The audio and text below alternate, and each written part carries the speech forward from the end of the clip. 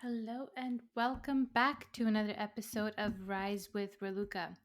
Today we are talking all about relationships and specifically why relationships don't feel like happily ever afters. And I already tried recording this episode. I actually started recording it twice and for some reason it was just getting stuck. It was not flowing. I don't know if parts of what I wanted to say were missing, but, anyways, we are trying again right now. And hopefully, this one is the one.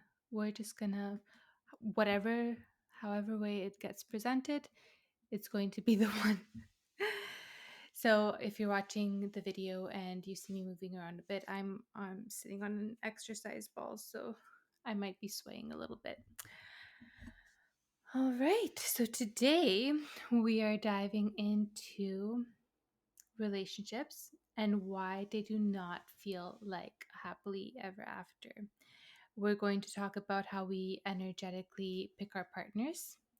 We're going to talk about why relationships feel so great in the beginning and then they get messy. We're going to talk about why our partners trigger us, why fighting is good, and the opportunities for growth that you have in a relationship.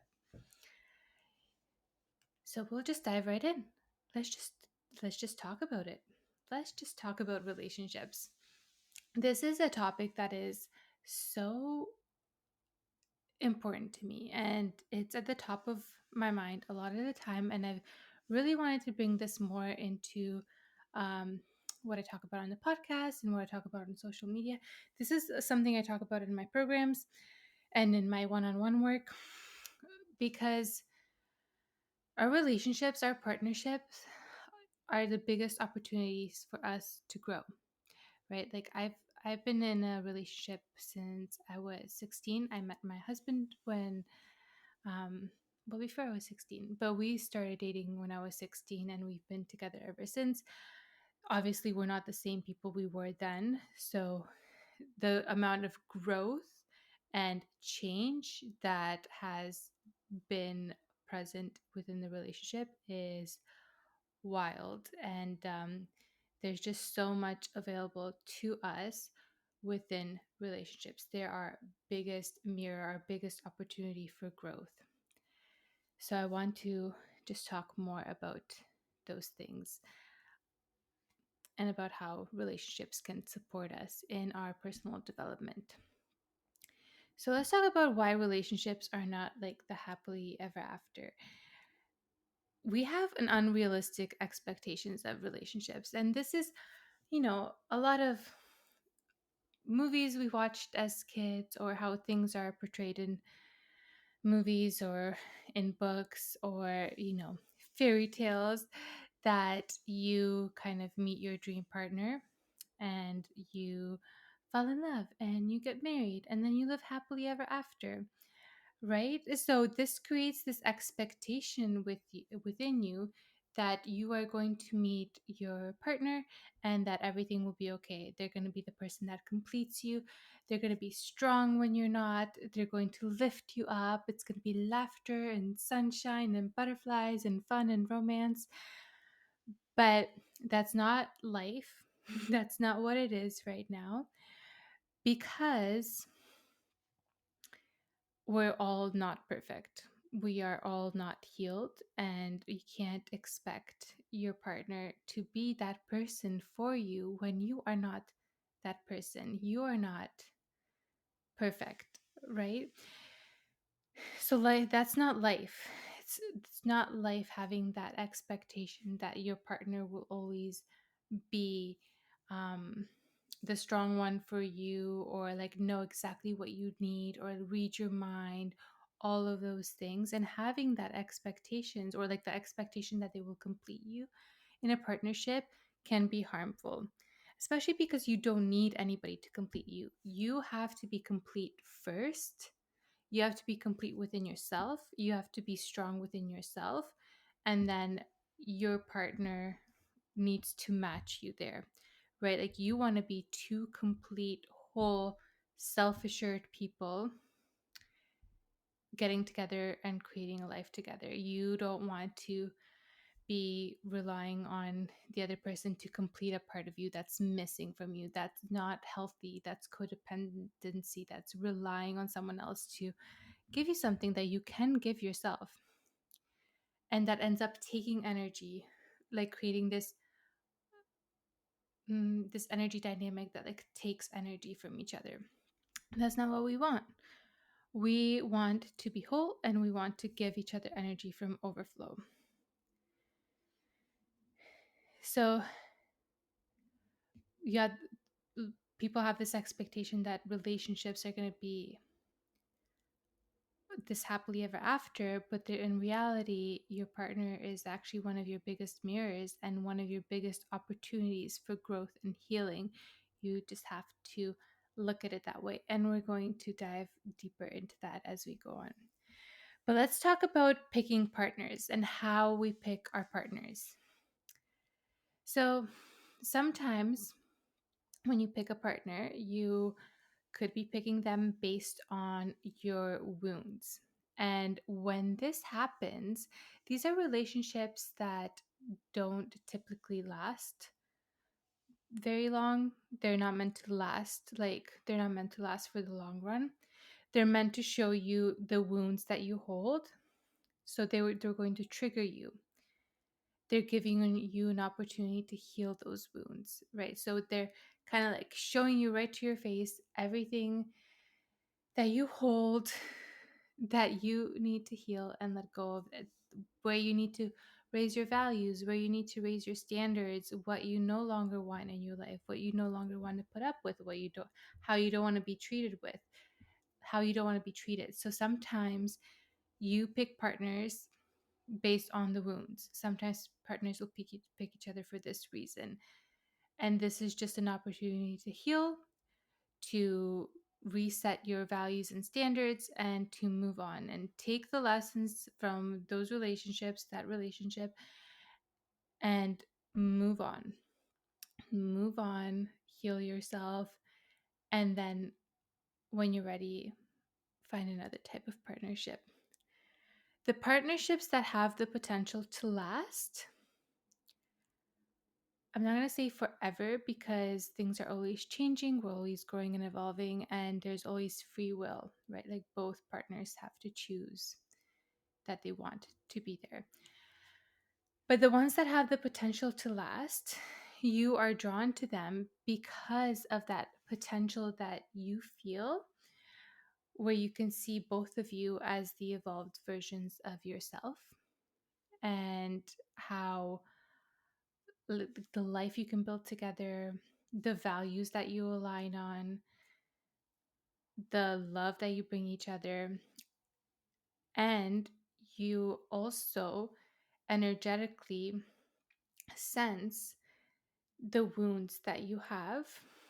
So you pick them based on the potential together, and also the wounds that are present that you're going to bring out in each other to be able to heal together. Because that is one of the biggest goals we have in this lifetime. We all have wounds. We have so much stuff that we carry from our childhood, from ancestry, from like our DNA lineage. There is so much that needs to be released and healed right now. So many patterns, so many relationship dynamics that are just no longer working. And honestly, it's a lot of work right now. We're working through so many dynamics, right, of what the roles of women and men were, of the expectations that women have had on them, the expectations that men have had on them, and how they weren't supposed to express emotions, right, and be strong, and um, just like work and provide all the time, and women were expected to be in charge of the house and the home, and things are changing now, and we're learning how to express ourselves in relationships. We are learning what it means to really love each other. We're learning what unconditional love means. There are so many things that are changing right now in the world, and so many wounds that need to be healed from our lineages. So we are picking our partners based on this, based on the wounds that are present in our DNA, in our lineage, from our childhood, based on the wounds that they have, and we will bring these out in each other with, with the opportunity to heal. And as you heal, the relationship gets better and better and more into that potential, the potential that you felt at the beginning. But the problem is that most people expect their relationship to be a healed one, right? You want that dream life, the paradise. Um, just want to be happy together and be in that happily ever after. But very few people on earth right now are evolved and healed enough for that. So if you reflect on it and if you're really honest with yourself, you're not healed yourself. So you can't expect to be in a healed relationship. You can't expect your partner to be healed or like be the one that helps you. We all have to kind of save ourselves here. So if you're being honest with yourself, do you have issues with control? Do you have issues with self-worth? Do you have issues with feeling safe, with expressing yourself, with asking for what you want? But all the while, you're expecting your partner to be perfect, right? It doesn't work like that. You can't expect your partner to be the one that like lifts you up or is going to bring out this safety in within you or is going to build up your self-worth or is going to heal your control. You have to do that, or at least you have to make the steps to do that, or you have to be aware that you even have those beliefs or limitations within you, because otherwise they're going to bring up situations where you don't feel safe, or where your control comes out even louder, or where your self-worth is called out, that you're not feeling worthy enough. And they're going to do this until you notice that it's even there, because awareness is the first step to healing.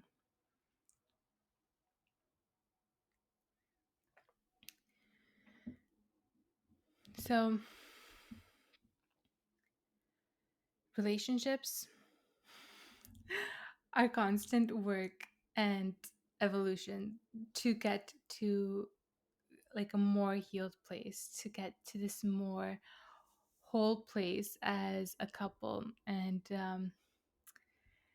to evolve into that potential that you saw at the beginning.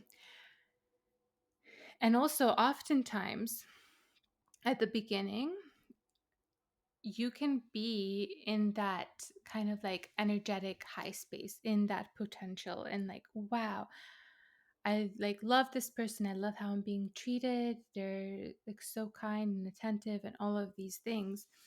And then it changes and kind of like more fights and triggers come up throughout the relationship, or you notice their attitude changing towards you, or like repeating fights coming up. So the reason this happens energetically is that, so at the beginning you are like meeting at that energy, at that surface level energy that you are at. You're meeting each other at that potential. But as your energies get closer together, as you become more open and you spend more time together, you are opening each other, you're opening yourselves to a more of a depth of your energy. That means you're opening yourselves to tapping into each other's shadows. And that is when these triggers will start to come up as you get closer together. They're going to pick up, so this all happens subconsciously, but they're going to pick up on, that control that you have, that issue with control, or you're going to pick up on where they have mother wounds or something like that, right? And you are going to express that within them. Like maybe something you do subconsciously reminds them of how they didn't receive the love that they wanted from their mom, or something that they do makes you feel like you are not held, and it brings out all your issues with control. And this is where like all of these fights and triggers come up. But what you're doing, what both of you are doing, is you're just picking up on those shadows that are within each other that you haven't, one, admitted to yourselves, like you're not aware that you even have it.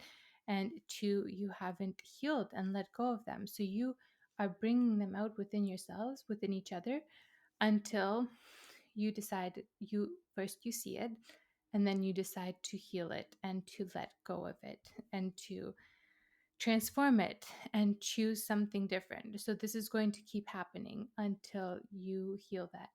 And that is why, relationships can be sunshine and rainbows at the beginning, and then as you get closer and as they get deeper, you're bringing out these shadow parts of each other.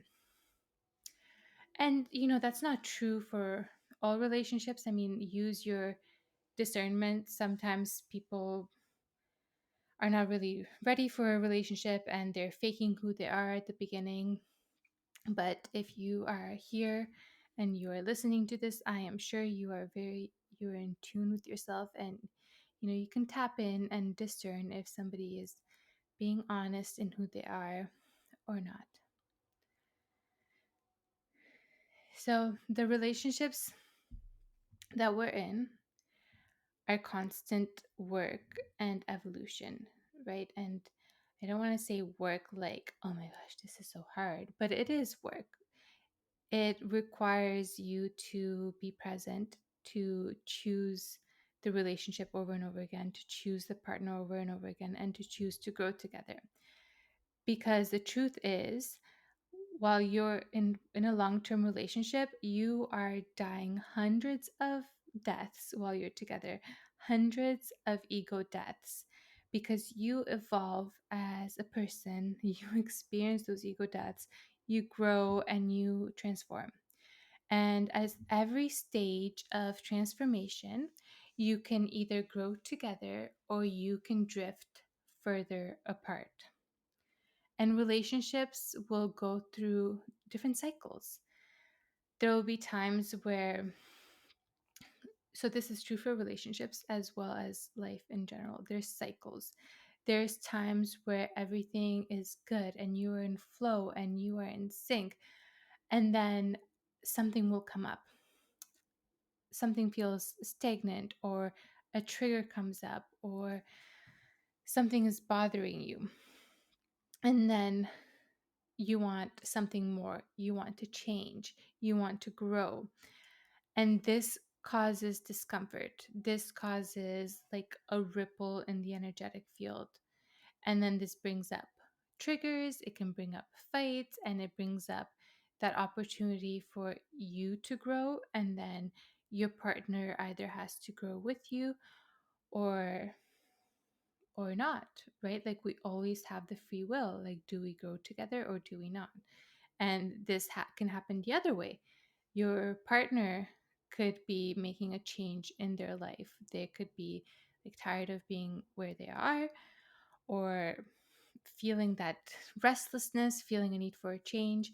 And it could be anything. They could start taking care of themselves, like their physical body. Maybe they want to go to the gym more and eat healthy.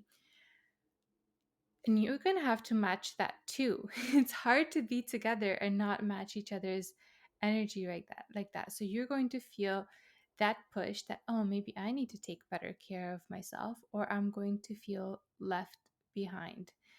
And this usually causes like a pushback from the partner that feels left behind. And this happens usually subconsciously. Like the partner that feels left behind is not really sure what's happening, but they're energetically feeling that change.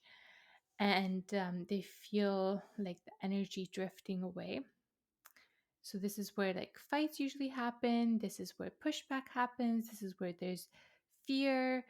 And it's partially because they feel that change coming and they don't want to change, or like partially because they're not sure what's happening, and partially because that partner is mirroring to the partner that's growing, where the energy is not aligned, where they're not solid in their beliefs yet, and they're not solid yet in the changes that they are making.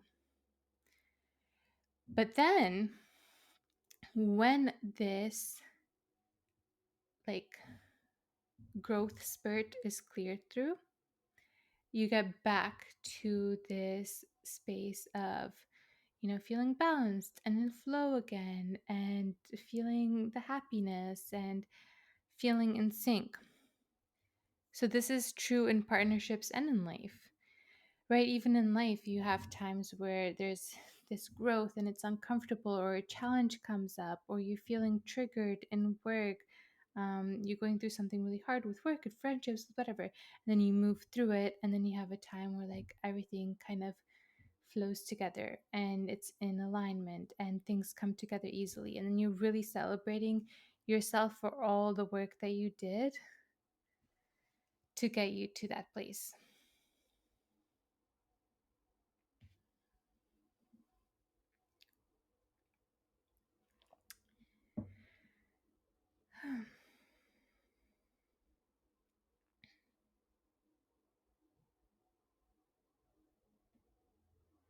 Okay, so let's talk about like that gym example, or like taking care of yourself, but we'll flip it. We'll flip it to you wanting to take care of yourself.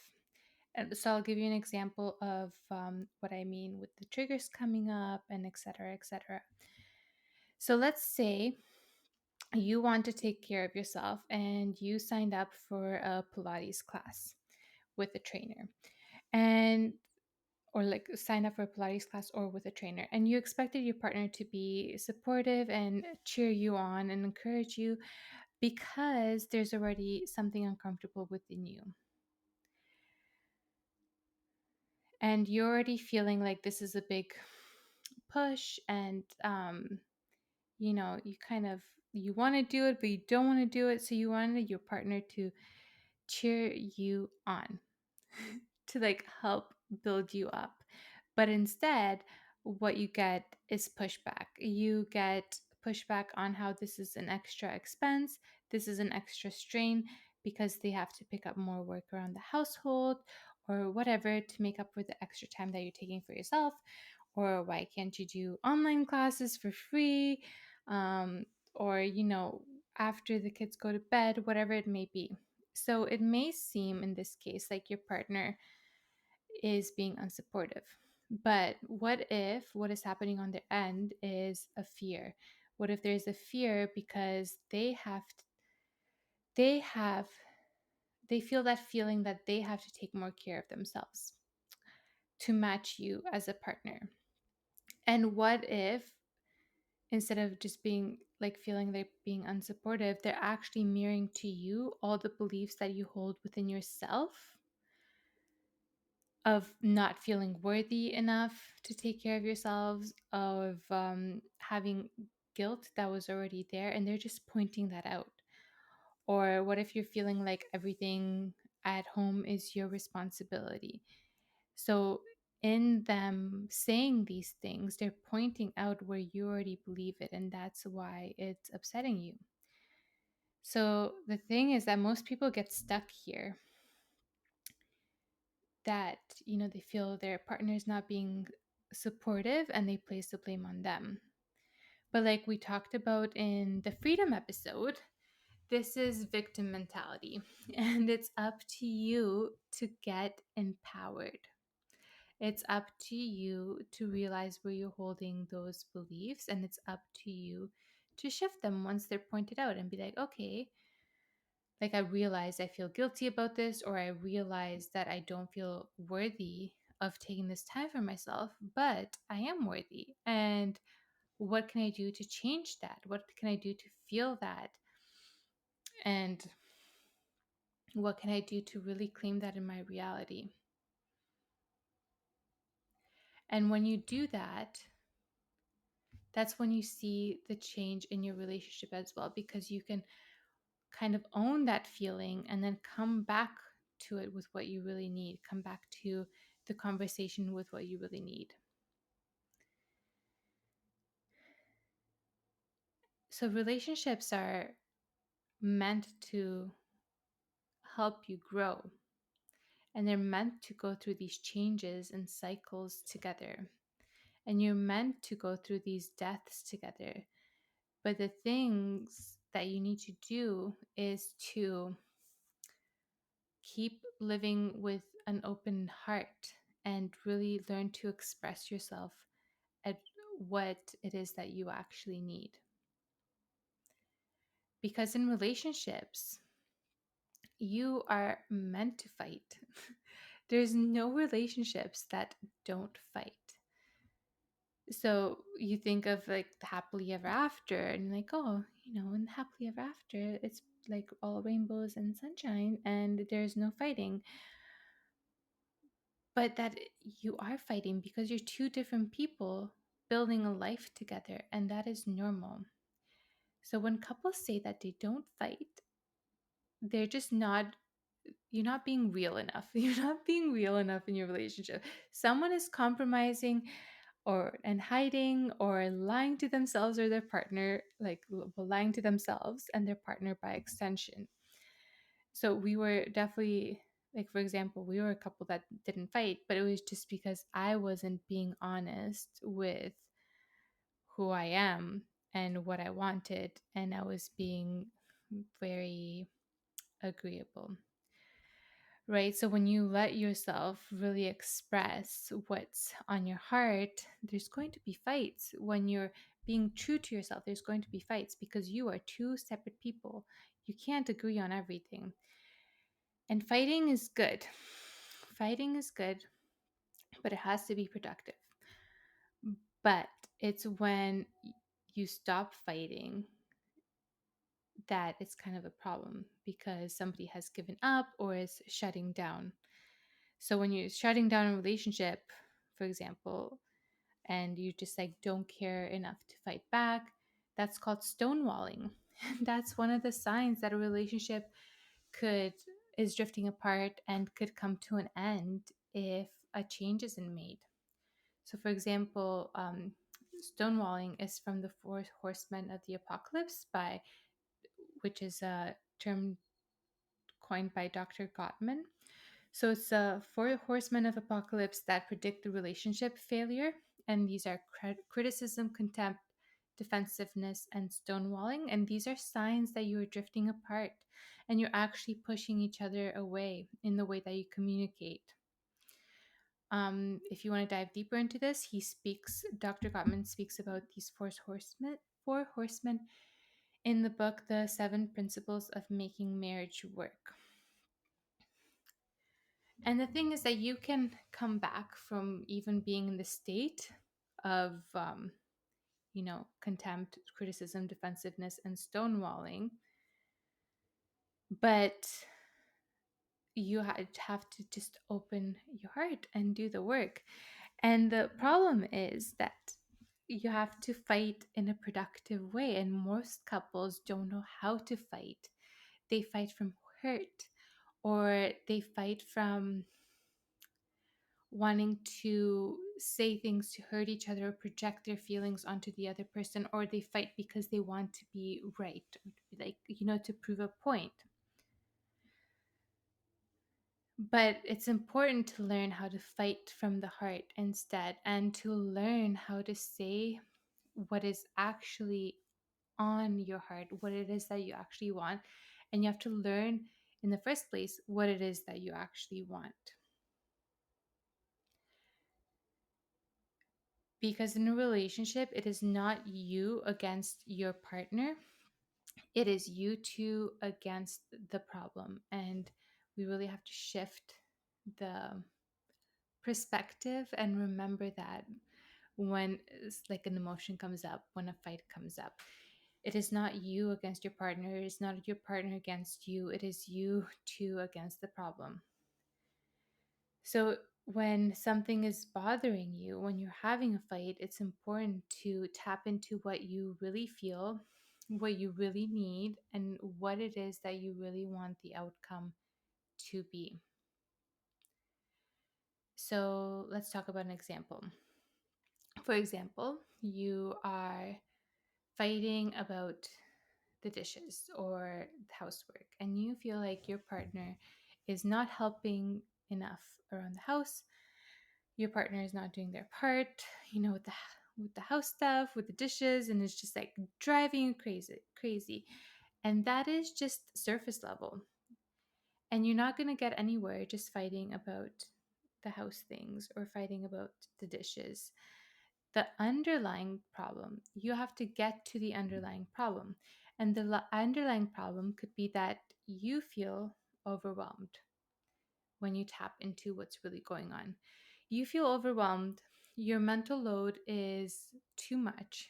You feel like it's too much to keep track of what everything that needs to be done around the house, plus groceries, plus cleaning and everything what the kids need, etc., etc. And maybe the biggest issue of all within all of that is that you are sacrificing something that is important to you. And instead, you're spending all this time just like maintaining and managing the housework.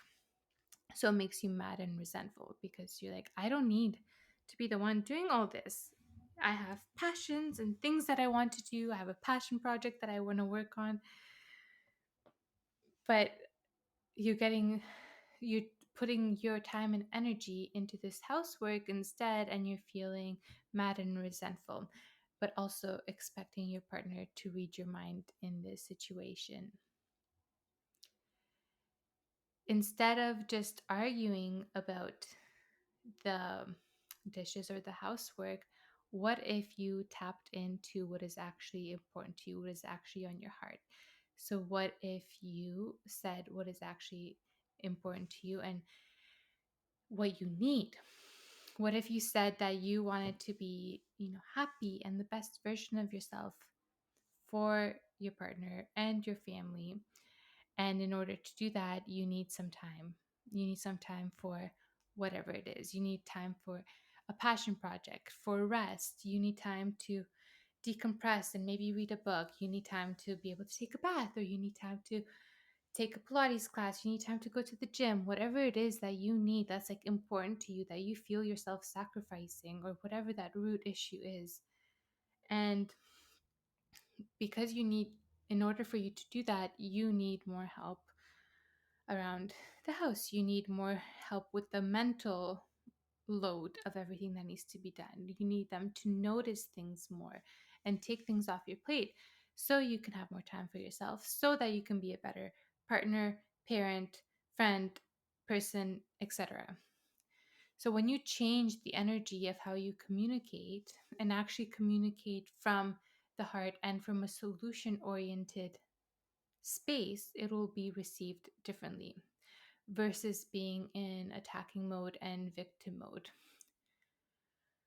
Because people don't respond very well to the victim mode or to being attacked. It's just it's just how it is. It's not received in the highest way that it could be. So this is what we do inside The World Is Your Mirror. Relationships are one of the sections of the programs. And inside this program, within the relationships, we talk about all the common wounds that relationships trigger within us, how to find out what is being triggered within you when you are in a fight, when you are feeling all these emotions come up. So we talk about you learn about how to find out what the triggers are within you, how to see them, how to clear them. There's a lot of energetic work that is present within the program to help you clear these beliefs from the root, layer by layer, so that you can actually come up and ask for what you need, but with a clear energy. We also talk about effective ways of communicating so you can actually be heard for what it is that you need and you want. And this is just one section of the program. We also cover how your body is your mirror, how your environments are your mirror, how your abundance and business are your mirror as well. And The program is going to be available soon, so you can sign up for the wait list. The link is below this podcast episode. You can sign up for the wait list and you'll be like the first to know. And there's going to be a little discount or bonus for the people that sign up from the wait list. Within a relationship, sometimes you feel like you get tired of fighting and like things are repeating over and over, and you're tired of going through the same thing, and you're frustrated and exhausted, and you just don't want to keep doing it, right? Like that can happen. And when you are in those spaces, ask yourself, when you're feeling like you're just like, oh, I don't want to keep going through this, I give up, like ask yourself, if your partner is showing you that they're trying, are they showing you that they're wanting to make a change, that they're hearing you, that they want to be better, that they want to make you happy?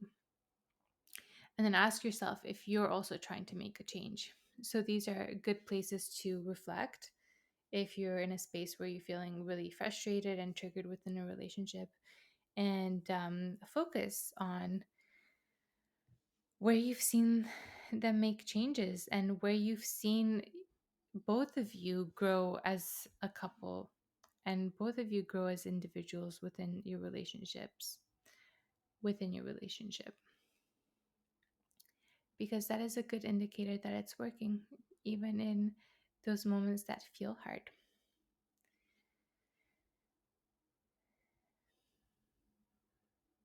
So in summary, I think that is good for today. Your partner is one of your biggest mirrors. Your relationship gives you the biggest opportunity for growth. Your biggest mirrors in your life are going to be your partner, your kids, and then your friends and family. They're going to show you all the parts of you that are not healed right now. So your partner is going to show you where you don't feel worthy, where you feel guilty, where you don't feel good enough, where you're controlling, where you can't receive, and they will show you all of this if you only listen. And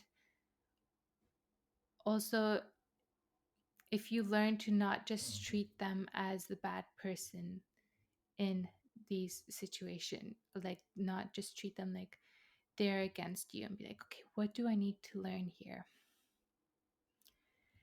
And of course, use your discernment, because some people can just be hurtful or want to do things just to hurt you. But if you're getting triggered, there's something within you that it's touching on.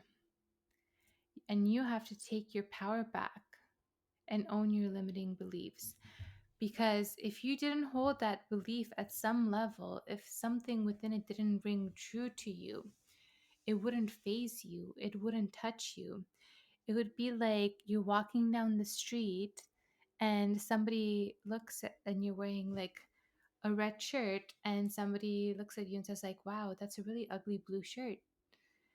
And you would just be like, that's weird.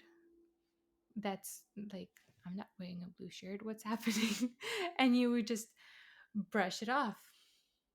But if somebody told you that your red shirt is ugly, that because you're wearing a red shirt, it would stop you in your tracks a little bit, because you're wearing a red shirt, and it touched on something that is true. So then you would have to pause and reflect within yourself whether you believe it's ugly or not. So this is what happens within your relationships. This is how they bring up triggers. This is how they bring up wounds, and they're just an opportunity to be healed and released. And that is why relationships do not feel like happily ever afters. And we have that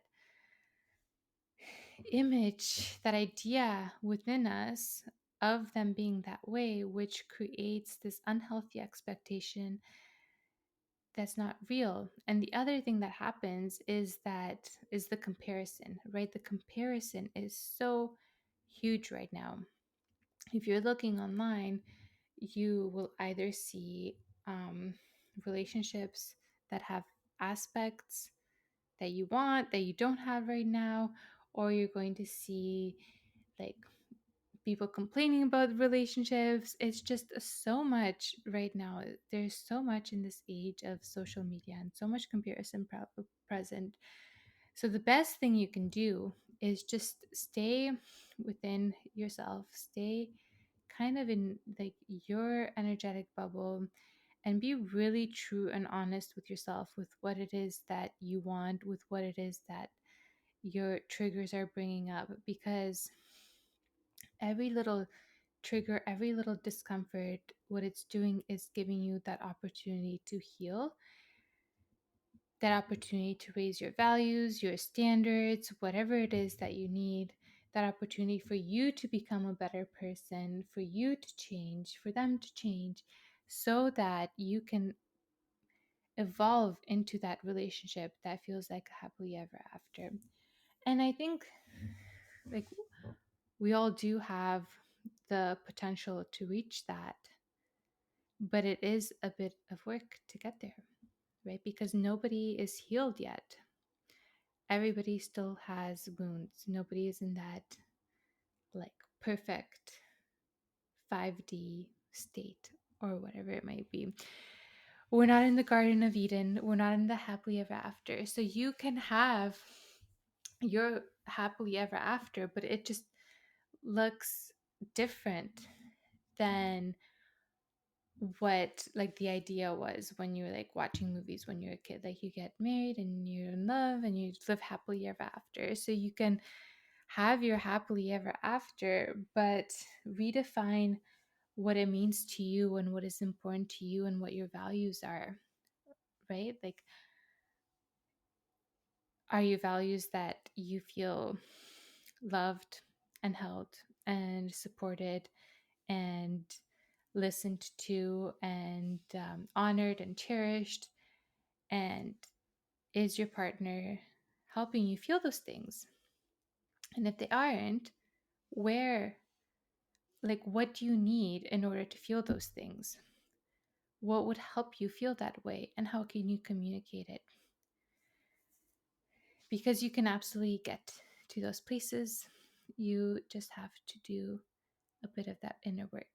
And when you are ready to do that inner work, you can reach out and we can either work one on one or you can join the World is Your Mirror program. All right, so if you enjoyed this episode and you found something that resonated with you or it made you think of someone that might benefit from it, make sure you share it with them, and leave a comment or a review on whatever podcast platform you're listening to. And I will see you next time. We'll chat soon.